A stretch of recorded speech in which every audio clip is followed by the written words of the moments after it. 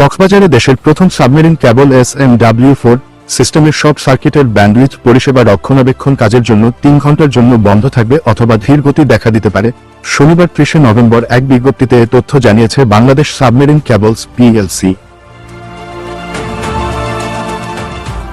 এতে বলা হয়, আগামীকাল রোববার দিবাগত রাত 3টা থেকে ভোর 5টা 59 পর্যন্ত মোট 2 ঘন্টা 59 মিনিট কক্সবাজারে স্থাপিত দেশের প্রথম সাবমেরিন কেবল সিস্টেমের SMW4 চেন্নাই প্রান্তে চেন্নাই ল্যান্ডিং স্টেশনের নিকট এবং সিঙ্গাপুর প্রান্তে টুয়াস ল্যান্ডিং স্টেশনের নিকট কনসোর্টিয়াম কর্তৃক কেবলের ত্রুটি নিরসনের লক্ষ্যে রক্ষণাবেক্ষণ কার্যক্রম গ্রহণ করা হয়েছে।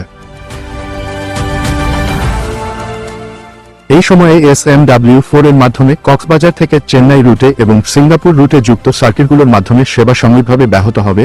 এই কারণে গ্রাহকদের সাময়িক অসুবিধার জন্য আন্তরিকভাবে দুঃখ প্রকাশ করছে BSC PLC।